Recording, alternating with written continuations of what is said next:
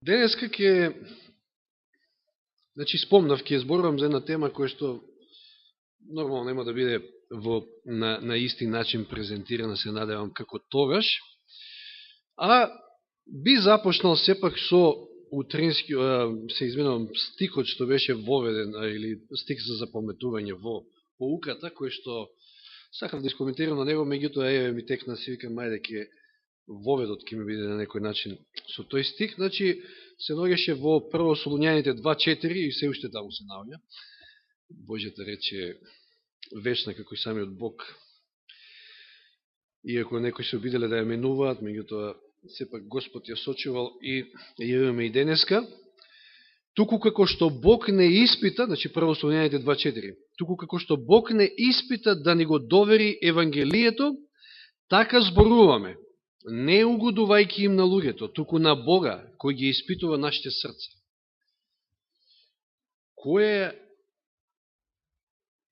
Која одговорност е ова? Господ ни го довери Евангелието. И ние треба да го предадеме такво какво што е, како што ни е доверено, тоа не е наше. Иако мнозина си земаат за право да си го месат, да си го, знаете, како едно тесто, па да си го прават во некоја облик како што на нив им одговара, и тоа веќе тоа не е тоа Евангелие, вечното Евангелие, тоа е некоја друго Евангелие. Значи, кога некој нешто ќе ви довери, кога тоа не е ваше, колку поголема е одговорноста. И вели овде Павле, значи, така зборуваме, значи го изнесуваме Евангелието, не угодувајќи им на луѓето. А сведоци сме низ историјата на христијанството, токму заради тоа да им се угоден луѓето, докаде стигнало тоа така наречено христијанство денеска. Со какви се примеси, со каков се паганизам и нечистоти и всушност е оформено, така да кажем, и има таков облик христијанството денешно. Така нареченото, пак ќе кажам, христијанство. И која е одговорноста, посебно, на сите нас како на Божи народ, а посебно на оној кој што стои од оваа страна на говорницата. Неверојатна одговорност. И јас не знам, да знаев дека ќе се соочам со една ваква одговорност, не знам дали некојаш ќе прифатив ваква работа, да кажем, односно занимање. Може полесно ќе ми беше тамо, не знам, некаде да работам, било што и друго и да е. Но исто одговорност е голема. Да го изнесеш и да го пренесеш Евангелието такво какво што е. А реков, денес христијанството на се наликува, ма не наликува баш на она изворно, кој што го оставил Христос, им го пренел, им ги пренел оние тајни и Евангелието и речта на апостолите во првиот век. Затоа, една од големите причини зошто злото зело толкав замав денеска во светот е и тоа, што луѓето ја немаат онаа чиста вистина. И видите сега какава е нашата одговорност тука како на Божи народ, кој што веруваме дека ја имаме чистата вистина, какава е нашата одговорност да ја однесеме, значи, до луѓето кои што се уште не ја познаваат вистината, или пак знаат некој дел од вистината, односно имаат примиси од таа вистина, кој што всушност сепак е на крајот лага, затоа што не е онаа чиста вистина. И дали се запрашувале некојаш, дали заради тоа зло, односно за тоа зло кој што зема се поголем замав во светот, имаме и ние своја одговорност како Божи народ. Што мислите, дали имаме? Уите како, колкава одговорност имаме. Носејќи им ја радосната вест, носејќи им ја вистината, носејќи им го Евангелието, ние ги придобиваме за Бога, ги придобиваме на добрата страна и на тој начин, што? Задаваме удар на злото. Меѓутоа, ако тоа не го правиме, ако тоа не го правиме на соодветен начин или некако добри повереници, тогаш и те како имаме удел во ширењето на тоа зло. Па поготово, пак ќе се издвоиме ние, да кажеме, свештениците, и општо, значи, кога станам збор за свештеници, мислам свештеници не само во адвентизмот, туку свештенството во христијанството. Најголемата одговорност ја сносат токму свештениците. Зошто? Па затоа што тие треба да го поучат народот, да му го пренесат Евангелието. Она чисто, неизвалкано. И наистина одговорноста е огромна. Ајде сега да отвориме во Излез, 2 Мојсиева, 28 глава и случајно или не се подудара со оној материјал што го проучувате во средите. Знам дека тоа е делот од 10 дена молитва, како се викаше, да. И каде што, нели, за секој ден се обработува некој дел од облегата на свештеникот. И овде јас баш ќе го спомнам оној дел што Зоран малку го напомна. 28 глава Излез, 36 до 38.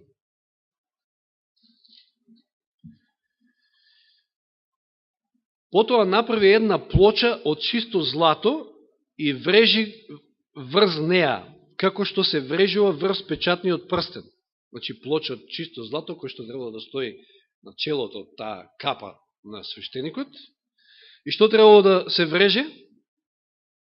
Господова светост.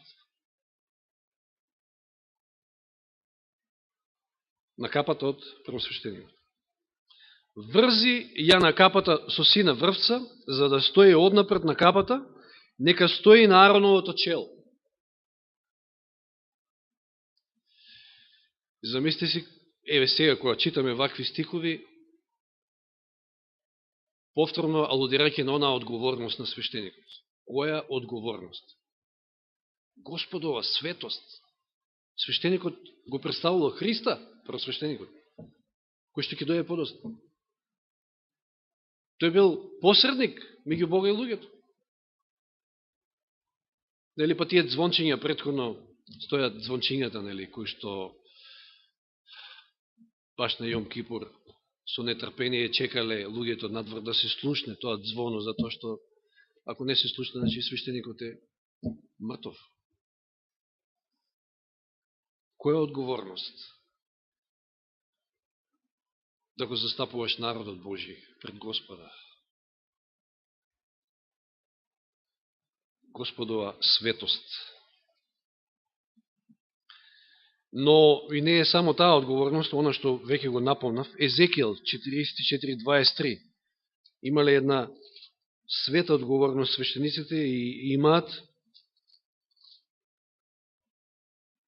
И бидете стрпливи, затоа што ова проповед не е само за свештениците, ако беше за нас, тогаш и јас и Јаник и си ја прераскажавме некаде таму позади. Немаше да морам да изнесувам од катедра, но се однесува на секој од нас. Езекијел 44:23. Ова се однесува на свештениците. Нека ми го учат народот да го разликуваат светото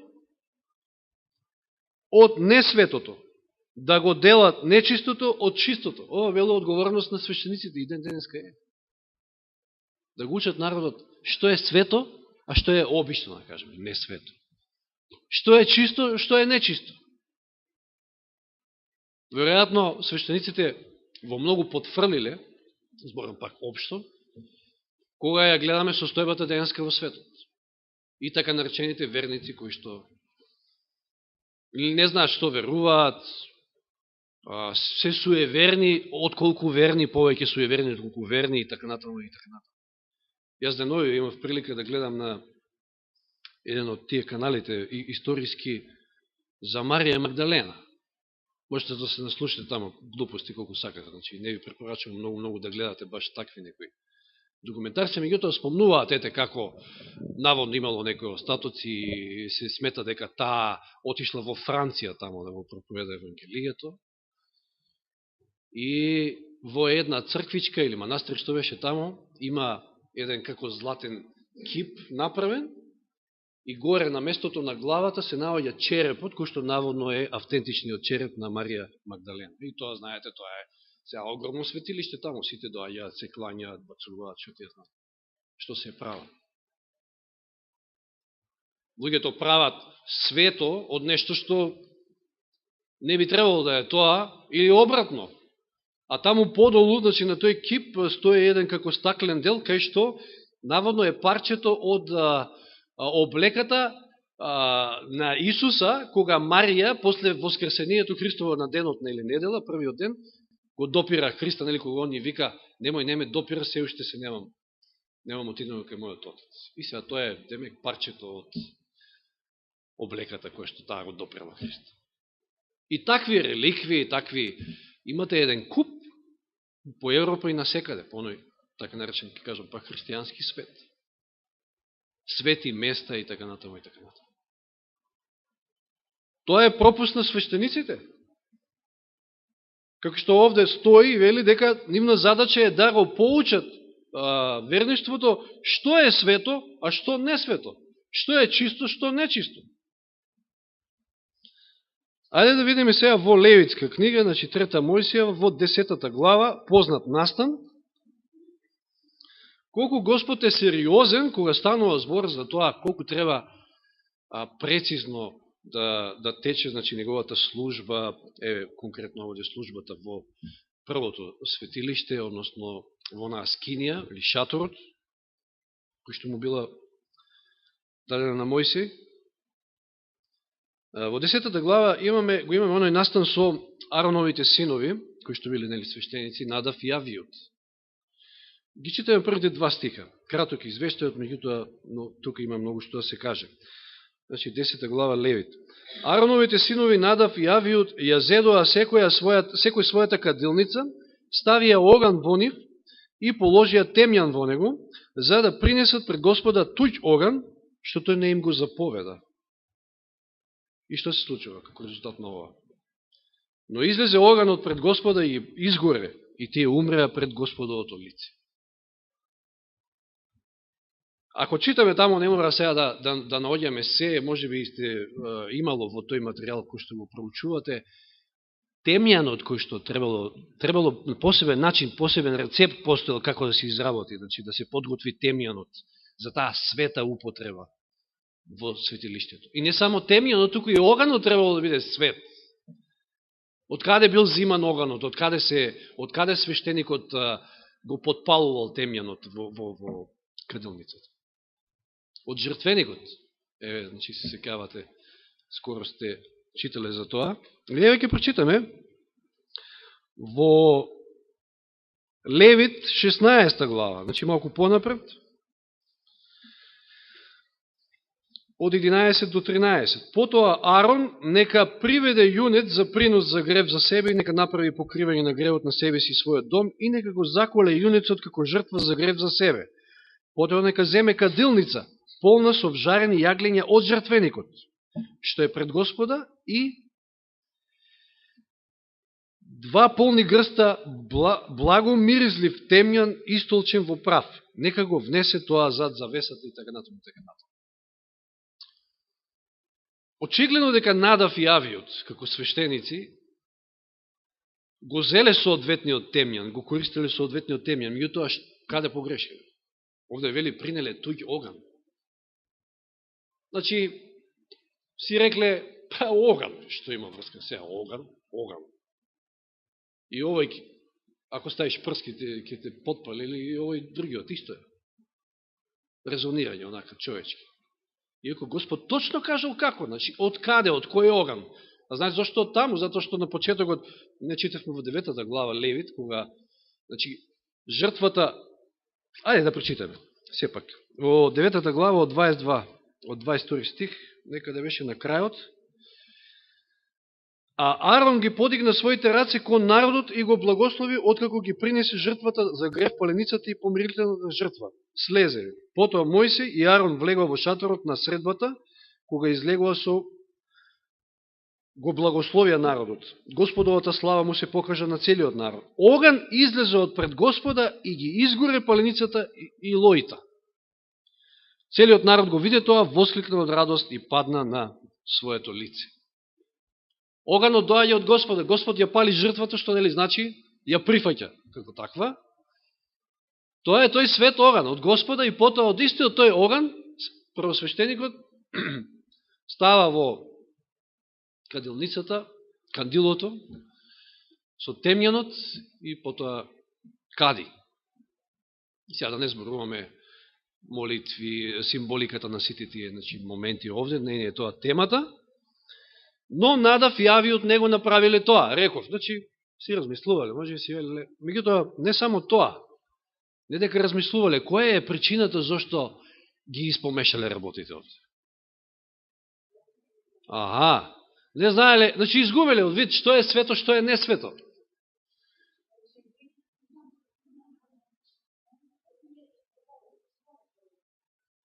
Добро. Да, интересно, може би. Добро. Интересен податок, да. И сега читаме од 3 стих подолу. Тогаш Мојсей му рече на Аарона, тоа е она што зборуваше Господ, кога рече, свет ке сум преку оние кои ми се приближуваат и ке се прославам пред целиот народ. Много силен стих. Преку кого свет, преку оние што му се приближуваат, преку свештеникот. Тој е оно што се приближува. Аарон молчеше. Што ќе каже? Кутриот. Изгубил 2 сина. Нема што да каже. Знаете, обично, како во онаа парабола во Новиот Завет, кога со свадбата, нели? И оној кој што влегол на свадба во своја облека, место во свадбена облека. И што одговорил на прашањето? Од каде ти, како влезе ти овде? Ништо. Не можел ништо да каже. Арон молчеше. Мојсей ги повика Мисаел и Елисафан, синовите на Ароновиот дедо Озил, па им рече, дојдете и однесете ги вашите браќа од пред светилиштето во поле надвор од логорот. Видите сега по стапката. Надвор од логорот. И дури вели, тие дојдоа и ги однесоа во нивните кошули во полето надвор од логорот, како што рече Мојсей. Мојсей им рече на Арон и на неговите синови Елиезер и Итамар, ови се другите двајца синови, исто свештеници, не си ги откривајте вашите глави, ниту кинете си ги облеките. Што значи ова? Не жалете. За да не загинете, за да не се налути тој на целото општество. Не се налути тој на целото општество. Но вашите браќа и сиот Израелев дом можат да плачат за оние што Господовиот оган ги изгоре.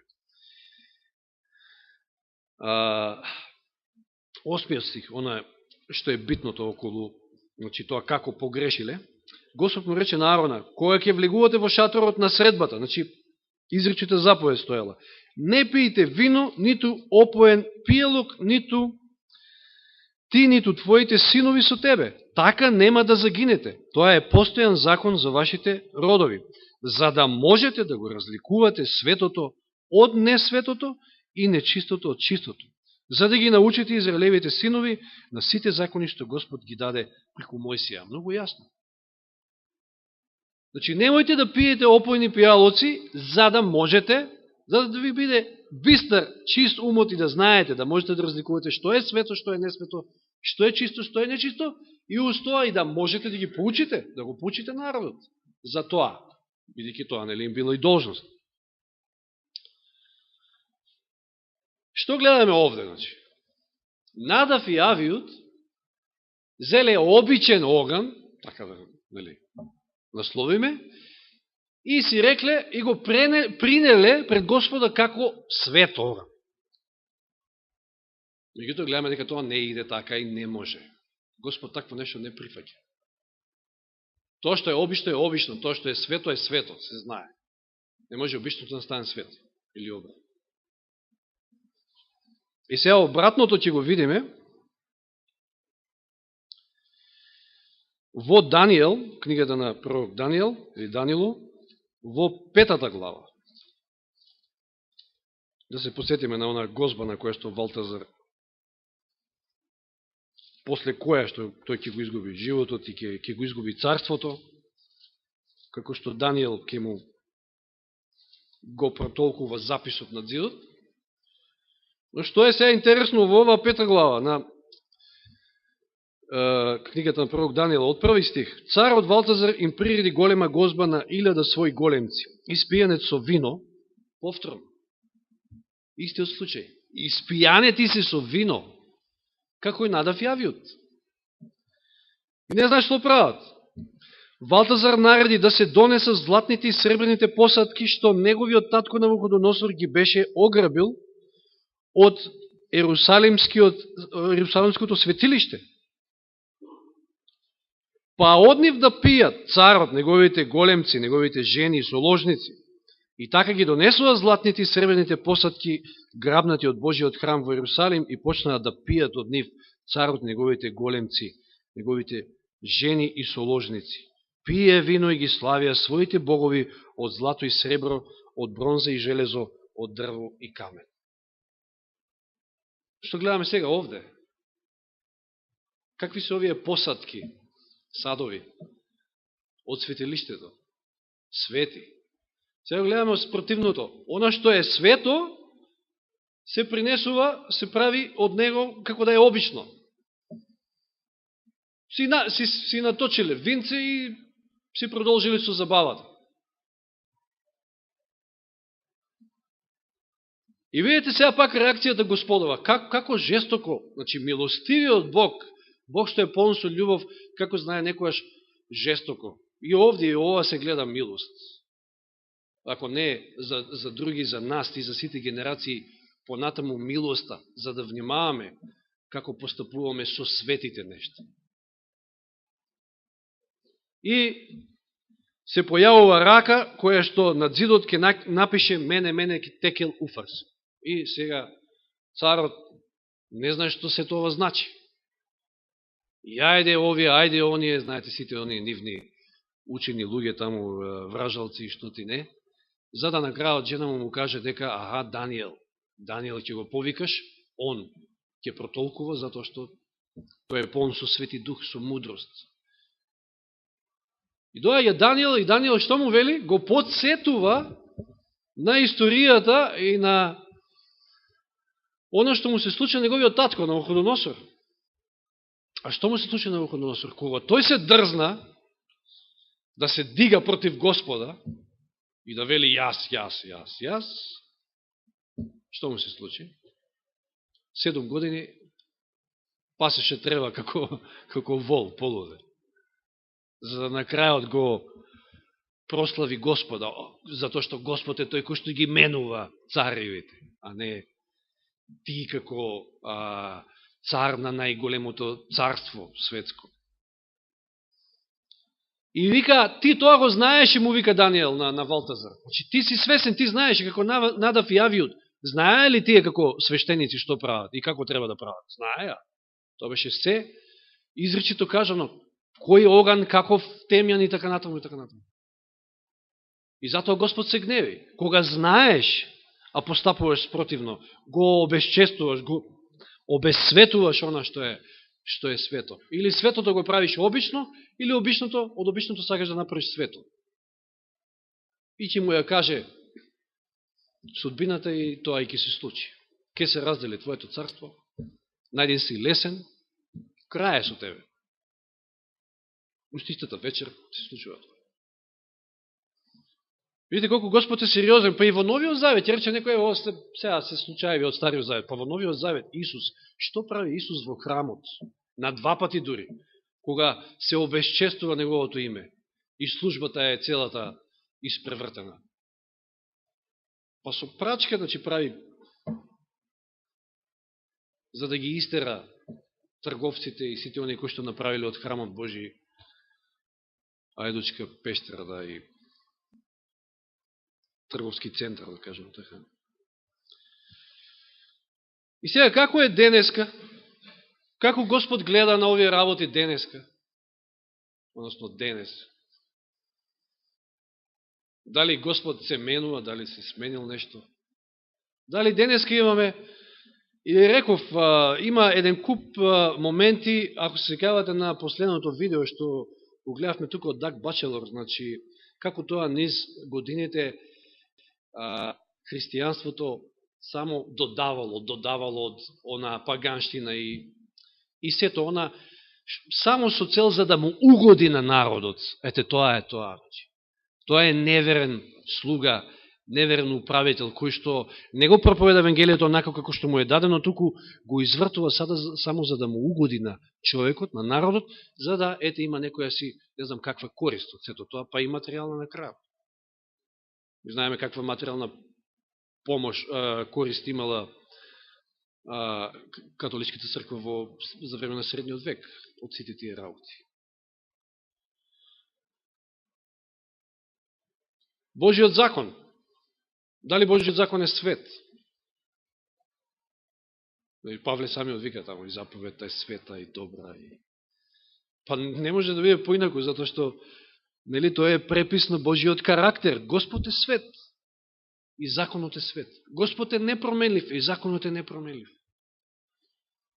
Господ е вечен, законот е вечен.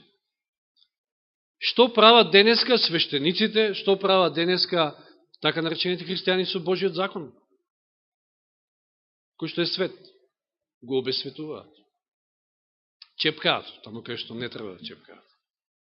Или еве конкретно неделата да земе, мислам саботата, четвртата заповед. Еве, денеска од не знам колку на број се христијани, значи колку 90 и кусур проценти ја светкуваат, односно ја празнуваат неделата, а не саботата, како што Господ дал во четвртата заповед од Декалогот. Што е неделата? Неделата е еден обичен ден. Тоа е првиот работен ден во седмицата, како што Господ кажал. А саботата е седмиот ден кој што Господ го посветил, го благословил, го одвоил од сите други денови. Па сега што прават тие, ако не е истото како Надав и Авиот?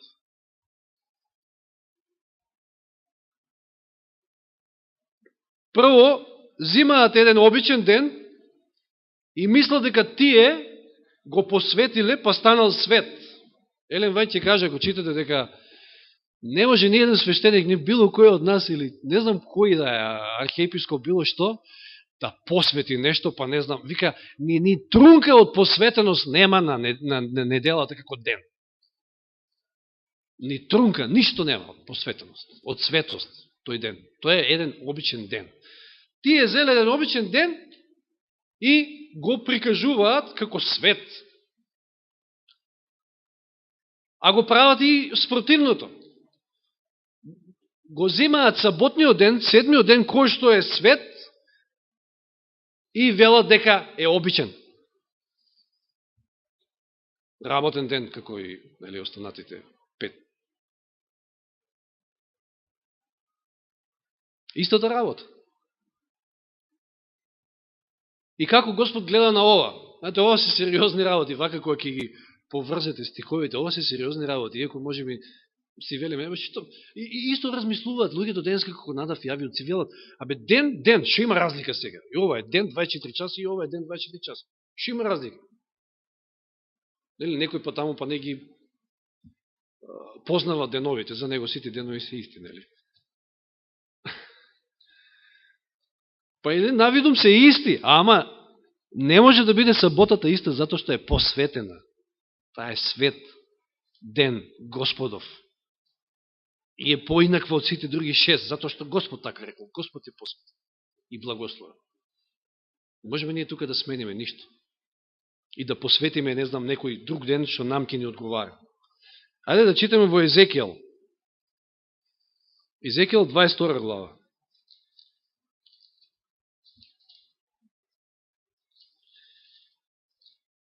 Многу убави се овие стихови, уште многу одамна ги знам и прекрасни се стварно. Езекијел 22, од 23 стих читаме. Ми дојде Господово слово, човечки сине, речи, уште, ти си земја, уште не очистена, која уште не ја изми дождот на гневниот ден.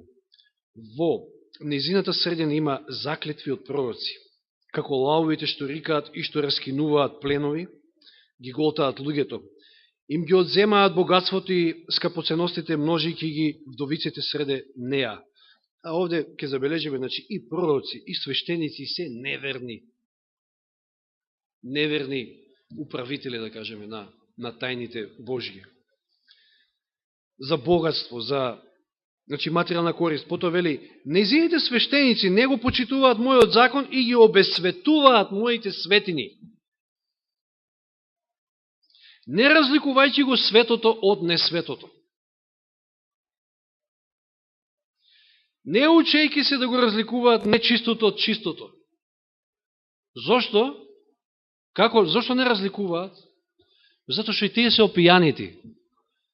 Тоа вино, кој што беше спомнато кај Надав и Авио, тоа вино што е спомнато и кај Валтазар, тоа вино е спомнато и во 17 глава Откровение, кај што се зборува за Вавилон, за отпаднатото христијанство денеска, отпаднатите цркви. Вика, ги напои сите народи. И сите народи блудствуваа, царевите блудствуваа со неа. Тоа е ситуацијата денеска исто. И вие кога сте под дејство на лажни науки, нели, тоа значи тоа вино, нормално е дека утре ќе ви се смути се во главата и нема да знаете што е свето, што е несвето. Иако никаде нема да прочитате неделата во целата Библија, ама не, ете така, некој така рекол таму, така биднало, тоа е Стариот завет за евреите, ама во Новиот завет Исус воскресна во првиот ден на седмицата и така го посвети, стана свет. Иако никаде не стои такво нешто. И ќе си речете, па може, па зашто не, па и ово е ден и тоа е ден.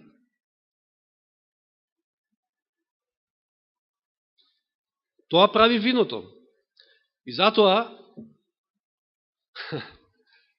и некојаш добиваме доста информација од такви некои наши пријатели, од луѓе кои што знаат да шетаат по скоро сите деноминации, па добиваме некои информации така интересни, корисни. Меѓутоа, ако го имате ова предвид, ако знаете дека таму се точи нешто друго, не знам дали би отишле, не знам дали би си дозволиле да продолжите да одите, затоа што ај тука здрава наука, се надевам дека е така, ај ќе отидеме кај овие други, таму малку винце, овамо малку друго винце, трето винце, четврто винце, не знам дали разни видови на вина постојат.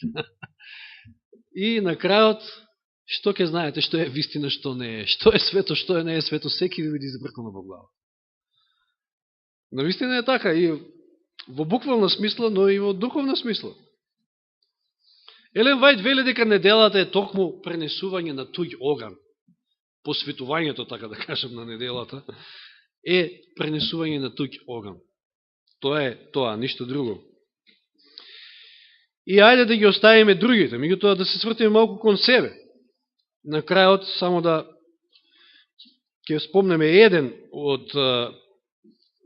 едно од нештата кое што е свето исто така во Божји очи и треба да го гледаме како свето и никако поинако. Значи да не дозволиме ние во нашиот живот да ги измешаме лончињата. Она што е свето, е свето.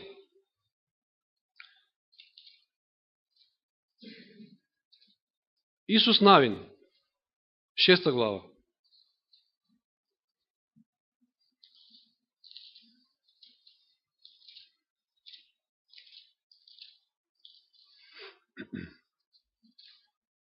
Осумнаесет и 19. Израелците навлегуваат во ветената земја и прва пречка на патот им е Ерихон.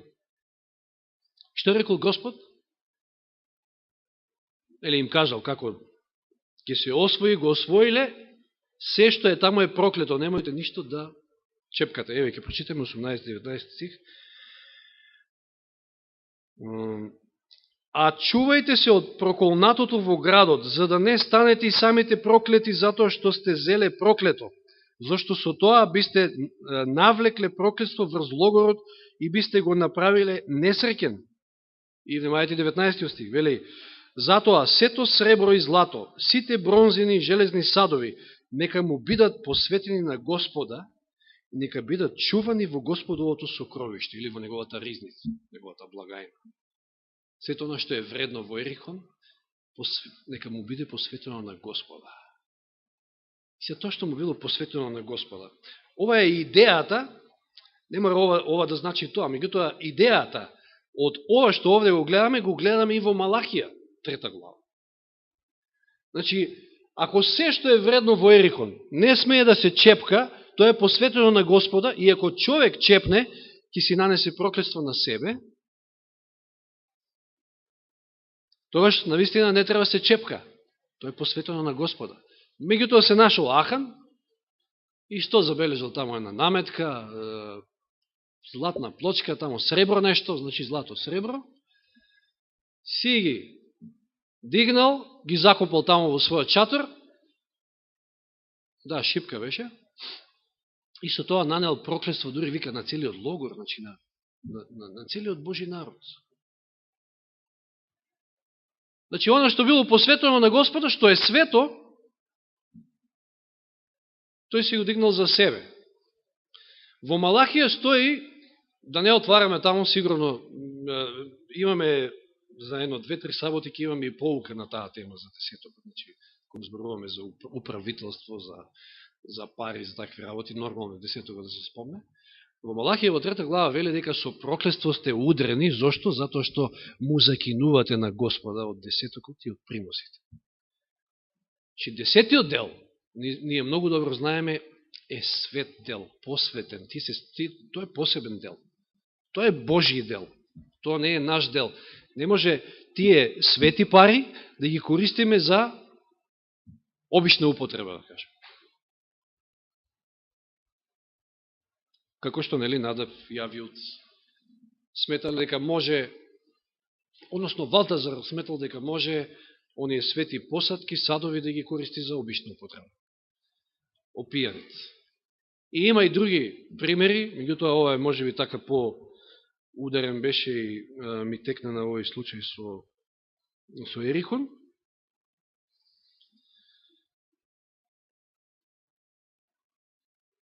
Да Господ ни помогне да внимаваме, значи да бидеме прецизни. Господ сака послушност, прецизност токму во овие работи. Значи, кога нешто е свето за Господа, треба да биде свето и за нас. Не сме да го гледаме поинаку. Или обратно. Иако, како што кажав, денесното христијанство е отидено толку далеко, токму поради неверните свештеници, а може би тоа е исто случај и со нашата црква, зборам за адвентистичката црква, токму поради свештенството, кое што е најодговорно. И како што реков, индиректно, меѓутоа и директно, не само индиректно, ние сме одговорни за злото во овој свет.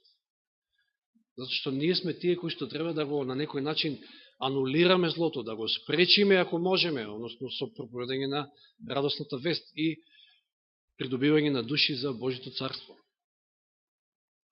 Така да, немам што друго уште да кажам, ова е наистина сериозна тема, јас посебно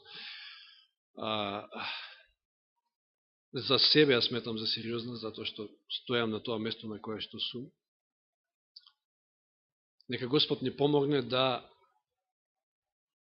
одиме по вистинскиот пат, да го сочуваме вечното Евангелие, да го проповедаме онака како што треба да го проповедаме и да гледаме на нештата онака како што Господ гледа на нив.